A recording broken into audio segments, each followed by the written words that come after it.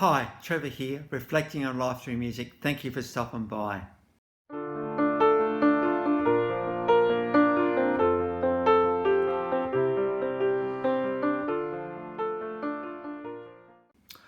Well, come in, you're very welcome. I trust you enjoyed my last video from Anastasia, and we had a little look at the health challenges that she has had, but she's kept going. So trust you found that one, in fact, that story quite inspirational. So I trust you found that one encouraging.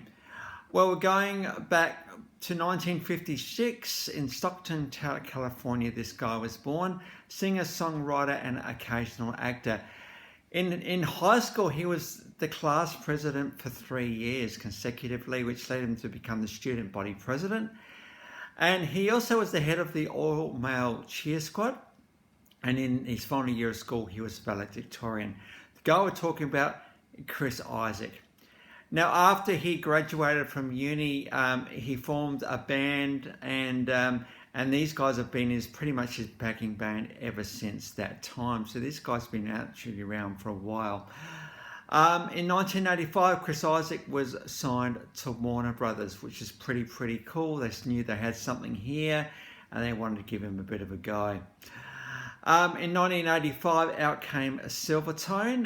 That kind of had some mix, wasn't that popular, but sort of set Chris off on a bit of a career. In 1987, out came his self-titled album, Chris Isaak. Now, as I've been doing of late, we've actually got the clips, and I'll refer to, they're all in the description below, and I'm going to refer to them as we go. Off that album, we got Blue Hotel. Now, one of the things you notice about Chris Isaak straight away is a bit like Elvis. He's got that kind of voice, that swagger, that swoon, all of that kind of stuff that just makes you a really captivating and compelling artist. You've well and truly put Chris Isaak in that rockabilly genre. And because of that, and no one else was really doing rockabilly when this guy came out in 1985. And so the world kind of resonated with someone who was quite different. So as I shared, off a 1987 self-titled album, we got Blue Hotel. The other thing you'll notice about Chris Isaak is all about interactions with love that haven't been so good. And then in 1989, out came Heart-Shaped World, and off that album, Wicked Game. This is an absolutely massive song for Chris Isaak. This one, in fact, this album sold 2.1 million copies. Here you get to see the incredible range this guy has got.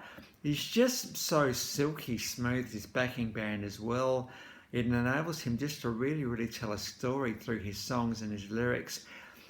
He has a pretty amazing range, this guy, and just so effortless, really.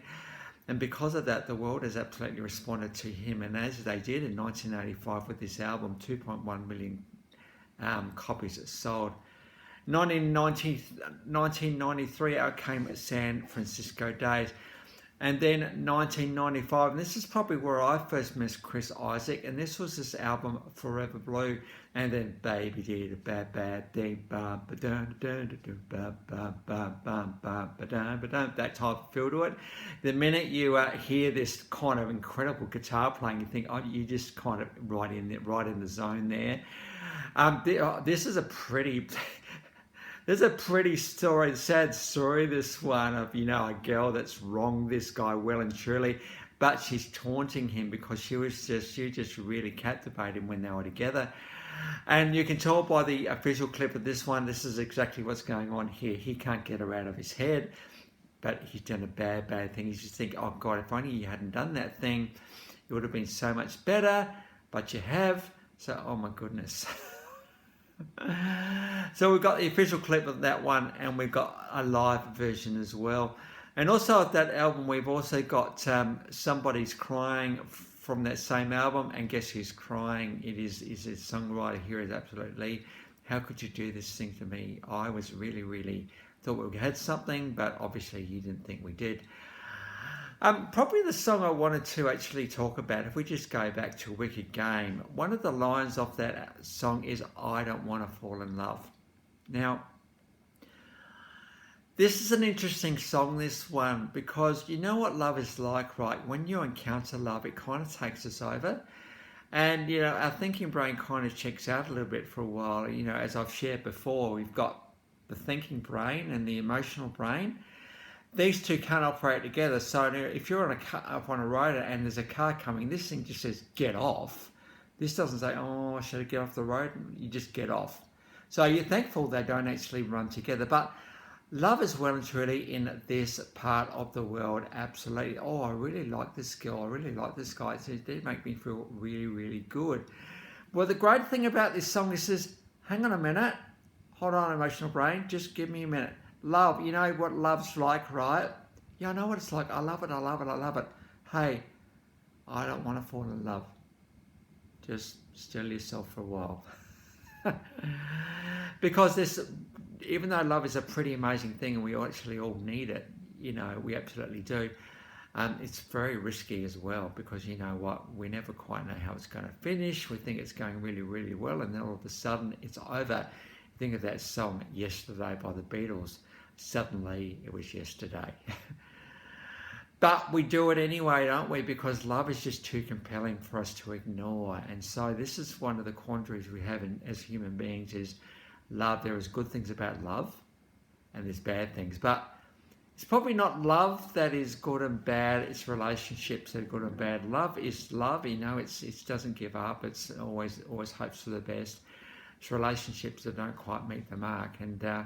And to be able to think, hang on a minute, do I really want to give my heart to somebody else? And hey, while I'm giving my heart to somebody else, I've got someone else's heart in these shaky hands, because we might have had an interesting relationship with before that didn't go so well, and we're thinking, oh man, here we go again. Can I trust myself with this stuff? But we do, don't we? So I think, whenever a relationship comes to an end, I think the thing we've got to think about is not how bad the person was, but there will be some good things about the relationship. And if you pretend like it's not a thing, it will be. So learn how to walk with it in a way that's healthy.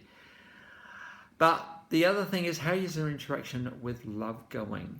What do you think love is? What have you discovered by love so far? And there have been many a song after a relationship has ended. It's about, okay, I'm going to get it right next time. What are you getting right? Well, your interaction with love. So, relationship breakups can be a time for us to think about this sort of stuff, that is for sure. I don't want to fall in love. Well, I wonder how long that feeling actually lasts before you kind of give into it. But at least think about it beforehand. But don't think about it too much. Love is really, really confusing. I think this is the thing we need to realize, is that love is great. It really, really is. We all need it. But man, does it hurt when it finishes.